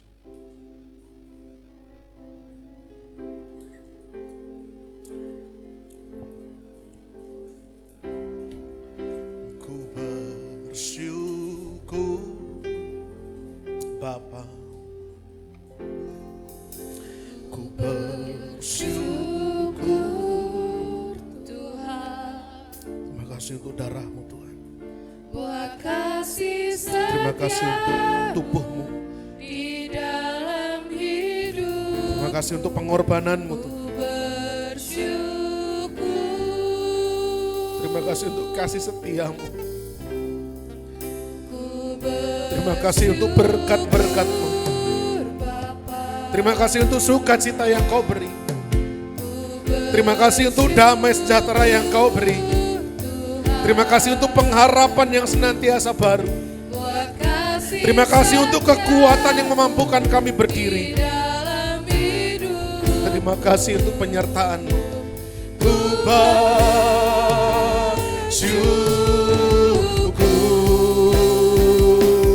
Tuhan. Mari bersama-sama kita serukan, naikkan syukur kita. Ku bersyukur Bapa, ku bersyukur Tuhan, buat kasih setia-Mu di dalam hidupku. Ku bersyukur, betapa limpah rasa syukur kami. Ku bersyukur Bapa, ku bersyukur Tuhan, buat kasih setiamu di dalam hidupku. haleluya, haleluya. Ku bersyukur, ku bersyukur, ku bersyukur, ku bersyukur, ku bersyukur Tuhan. Terima kasih Tuhan, terima kasih untuk setiap kasih setiamu, untuk pengorbananmu, untuk pertolonganmu, untuk penyertaanmu, segala kasih berkat yang boleh kami terima. Dan pagi hari ini, berkat-berkat perjamuan kudus telah kami terima sepenuhnya, seutuhnya di dalam nama Tuhan kami, Yesus Kristus. Kami berdoa bersyukur. Haleluya. Amin. Waktu dan tempat saya serahkan pada pemimpin ujian. Silakan duduk Bapak Ibu Saudara. Kita sudah mendengarkan firman Tuhan dan mengikuti perjamuan kudus. Tiba saatnya kita akan memberikan persembahan yang terbaik untuk Tuhan. kita mau persiapkan persembahan kita. Nanti Saudari Yulisa berdoa untuk persembahan. Terima kasih Tuhan Yesus untuk berkat rohani yang sudah Engkau berikan pada hari ini dan untuk perjamuan kudus yang telah kami lakukan supaya kami bisa terus mengingat akan pengorbanan-Mu di kayu salib ya Tuhan. Saat ini Tuhan kami akan memberikan apa yang kami miliki, memang tidak sepantasnya kami berikan dibandingkan dengan apa yang sudah Engkau berikan untuk kami di kayu salib Tuhan, tapi biarlah apa yang kami berikan ini dapat menjadi dapat dipakai untuk membangun gereja ini. Terima kasih Tuhan Yesus, hanya di dalam nama-Mu kami sudah berdoa dan mengucap syukur. Haleluya, amin. Kita mau iringi persembahan kita dengan pujian Allah yang sanggup.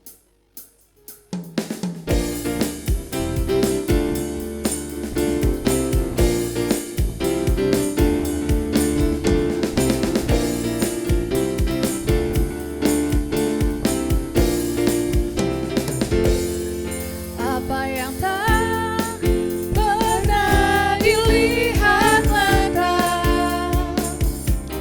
yang tak pernah didengar telinga,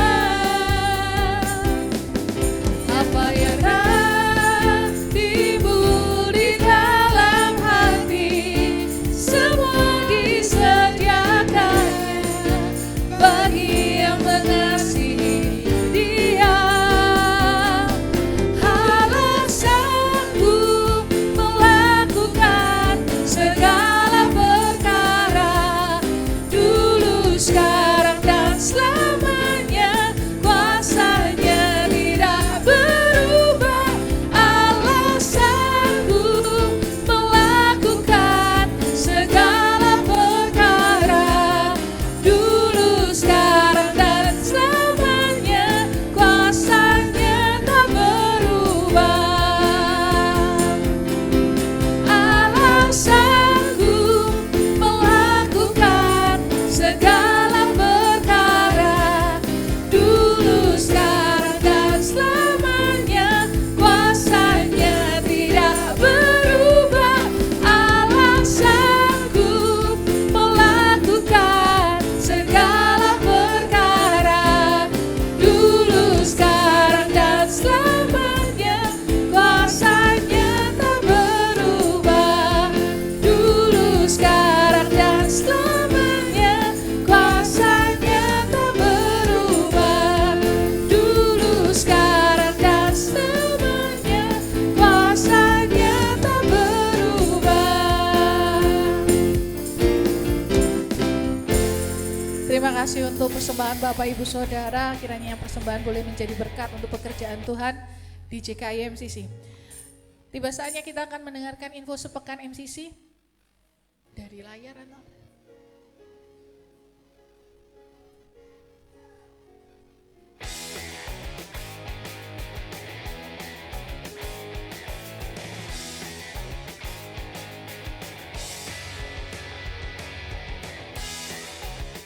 Senin ada latihan tamborin jam 6 sore. Lalu ada juga yang pemuritan online hari Senin. Hari Selasa ada belum dimulai. Ini Selasa ada pemuritan tadi apa Meta. Hari Selasa atau Rabu itu ada Oikos, Komwa, Oikos Plesungan, Sultan, Next, dan Nipang. Itu jam 6 sore.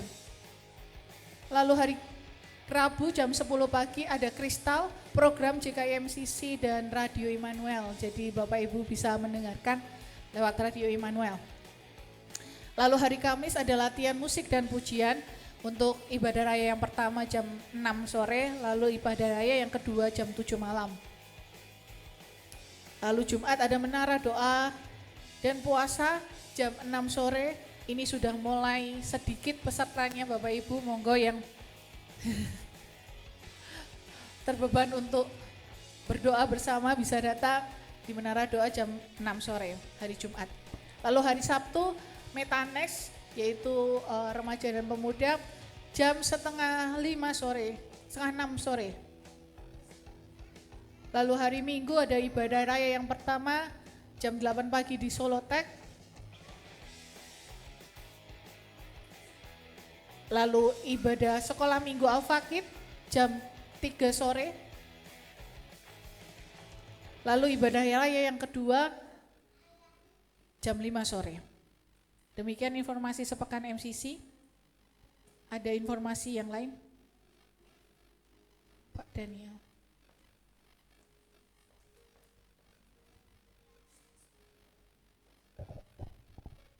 Ya, Bapak Ibu Saudara, untuk lombanya yang kurang itu masih harus dijalankan adalah catur, futsal, dan Mobile Legend. Catur, futsal, Mobile Legend, dan video kreatif juga belum. Ya, untuk catur dan Mobile Legend akan diselenggarakan kapan, rekan-rekan seksi acara? Untuk yang catur kapan, Mas Adris, Mbak Dita? Jadinya minggu depan. Oh, nanti akan diinfo ya, Bapak Ibu ya, akan dirumuskan oleh rekan-rekan seksi acara terlebih dahulu untuk catur, Mobile Legend, dan yang lainnya, supaya nanti informasinya lebih jelas lagi, dan juga masih ada futsal juga ya. Nah, itu nanti akan ada acara puncaknya itu tanggal 27 Agustus. 27 Agustus tadinya kami akan menyelenggarakan di Kemuning, akan tetapi ternyata setelah kami cek beberapa tempat di Kemuning tidak ada tempat yang cukup luas untuk kapasitas 80 sampai 100-an orang yang kira-kira cukup luas, lalu untuk makan atau mungkin acara permainan cukup bisa bebas. Akhirnya kita akan geser ke Tawangmangu mungkin, ke Tawangmangu. Nah, cuman ada dua opsi tempat. Besok Selasa adalah rapat dengan panitia, maka kami akan ambil keputusan dan setelah hari Selasa flyer akan kami mulai bagikan. Jadi biaya kontribusinya berapa, tempatnya di mana, nanti akan mulai dibagikan di hari Rabu atau Kamis kami akan bagikan. Ya, tidak ada pengumuman tambahan yang lain untuk, oh ya, besok Selasa ini, oh ya, untuk, oh jadi besok Selasa ini, bukan Rabu Bu ya?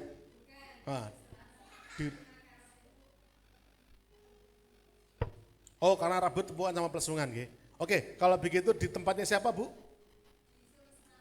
Oh, di Solo Selatan, Selasa ya, yang mau ikut join acara ibadah kaum wanita hari Selasa jamnya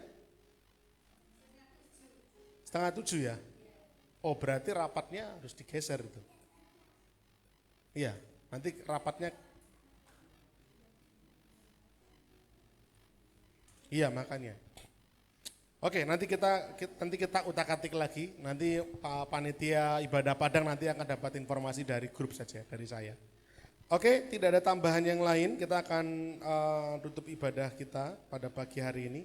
Adakah yang mau ditambahkan lain berkaitan dengan lomba-lomba? Tidak ada ya? Aman ya semua ya? Mari kita bangkit berdiri bersama-sama Bapak Ibu Saudara. Kita akan tutup ibadah kita pagi hari ini. Kita akan ketemu lagi dalam ibadah raya besok Minggu ya. Dan untuk rekan-rekan yang laki-laki nanti mungkin boleh membantu menurunkan perlengkapan ibadah supaya bisa cepat, karena seksi perlengkapan nanti sore jam 3 juga masih persiapan untuk yang di Hotel Warisan Bagi. Ya, jadi anak-anak muda yang laki-laki bisa membantu seksi perlengkapannya nanti ya. Matur suwun sangat sebelumnya. Kita akan berdoa. Bapa di surga, terima kasih untuk berkat yang boleh kami terima pagi hari ini. Dalam ibadah ini kami menerima berkat-berkat rohani yang indah yang daripada Tuhan. Oleh karena itu Tuhan, biarlah materaikan apa yang kami terima. Satu tujuan kami Tuhan untuk datang ke tempat ini adalah untuk menyenangkan hatinya Tuhan. Kami menyingkirkan terlebih dahulu segala kesibukan kami, segala permasalahan kehidupan kami, segala kerepotan kami, semuanya kami mau singkirkan terlebih dahulu, tapi kami mau fokus mencari Tuhan. Dan pagi hari ini kami percaya bahwa kami sudah berjumpa pribadi dengan Tuhan. Lewat puji-pujian hati kami disegarkan kembali. Ada pengharapan yang baru, ada sukacita yang menyala-nyala kembali, yang kami boleh peroleh dari persekutuan dengan Tuhan. Lewat firman Tuhan, Kami terus diajar untuk menjadi peka akan kehendaknya Tuhan. Tuhan menginginkan kami untuk menjadi orang-orang Kristen yang membuktikan iman kami lewat perbuatan-perbuatan nyata, lewat kasih yang memberi, yang mau berkorban bagi orang lain, bagi pekerjaan Tuhan, bagi pelayanan, apapun juga. Dan biarlah kami melakukan semuanya ini bukan dalam rangka untuk mengharapkan Tuhan melimpahkan kami lebih lagi, tetapi kami melakukan firman ini dengan tujuan untuk menyenangkan Tuhan, untuk mengucap syukur atas segala berkat yang sudah kami terima daripada Tuhan. Berkati para jemaat semua yang sudah hadir pagi hari ini Tuhan. Biarlah berkat-berkat yang terindah teristimewa Tuhan curahkan bagi setiap jemaat semua tanpa terkecuali. Tuhan berkati dalam rumah tangganya, menjadi rumah tangga yang harmonis, penuh dengan kasih mesra, menjadi rumah tangga yang menjadi berkat dimanapun berada. Tuhan berkati dalam pekerjaan masing-masing, dibuat Tuhan berhasil, dibuat Tuhan beruntung di dalam nama Tuhan Yesus, sehingga menjadi saluran berkat bagi mereka yang membutuhkan. Tuhan berkati yang masih sekolah, Tuhan berkati dalam pendidikan mereka. Jadikan anak-anak Tuhan yang berprestasi, siswa-siswa, mahasiswa-mahasiswa yang memiliki nilai yang baik, yang bahkan menjadi teladan bagi rekan-rekan mereka. Berkati Tuhan dalam segala langkah kehidupan kami, dalam permasalahan kehidupan, dalam pergumulan tantangan hidup yang kami hadapi. Biarlah pertolongan daripada Tuhan akan diberikan tepat pada waktunya. Kami percaya Tuhan kami dahsyat, Tuhan kami ajaib, Tuhan yang tidak terbatas, yang mampu menolong kami keluar dari permasalahan ini dengan gilang gemilang. Terima kasih Tuhan, terima kasih. Jemaat yang tidak hadir pada pagi hari ini, apapun jadi kendala mereka, biarlah Tuhan juga menilik, melawat, memberkati mereka sebagaimana Tuhan berkati kami semua. Setiap kami semua maupun yang tidak hadir, yang sakit, biarlah kiranya Tuhan sembuhkan, Tuhan pulihkan. Beri penyembuhan di dalam metabolisme dalam tubuhnya, apapun sakit penyakit yang dideritanya, biarlah kesembuhan daripada Tuhan terjadi dalam nama Tuhan Yesus. Sebentar kami akan berpisah satu dengan yang lain. Kami pulang ke rumah kami masing-masing, Tuhan jagai sertai, jauhkan dari segala mara bahaya kecelakaan, dan berkumpul dengan keluarga kami, sanak saudara kami. Aktivitas pelayanan kami selama sepekan kami serahkan ke dalam tangan Tuhan. Juga agenda-agenda lomba-lomba yang lain, sampai puncaknya nanti ibadah padang bersama dengan keluarga besar MCC. Kami serahkan dalam tangan Tuhan juga. Biarlah segala kebutuhan, keperluan yang kami perlukan untuk mengadakan semua acara ini, kami percaya Tuhan akan mencukupkan segala sesuatunya. Dan segala hormat, pujian, kemuliaan, biarlah semuanya kami haturkan bagi Tuhan saja. Sebelum kami akan pulang, biarlah kiranya kami menerima berkat-berkat daripada Tuhan saja. Jemaat Tuhan, angkatlah kedua tanganmu dan terimalah berkat Tuhan. Tuhan memberkati engkau dan melindungi engkau. Tuhan menyinari engkau dengan wajahnya dan memberi engkau kasih karunia. Tuhan menghadapkan wajahnya kepadamu dan memberi engkau damai sejahtera. Terimalah berkat-berkat daripada Allah Bapa, cinta kasih kemurahan, kasih karunia daripada Tuhan Yesus Kristus, dan juga damai sejahtera, persekutuan bersama Allah Roh Kudus senantiasa menyertai setiap kita mulai pagi hari ini sampai Maranatha Tuhan datang kedua kalinya. Dalam nama Yesus saya bersyukur dan berdoa. Haleluya. Amin. Bila engkau tak bersama,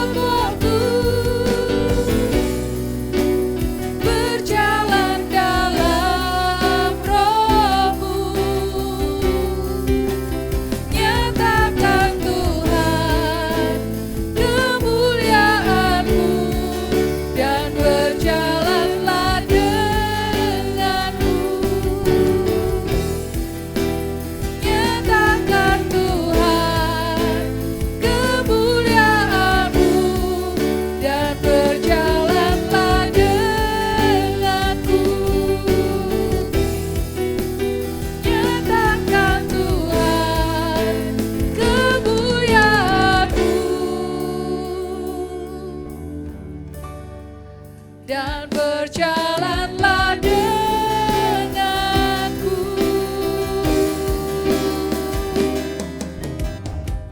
Selamat pulang, Tuhan Yesus memberkati.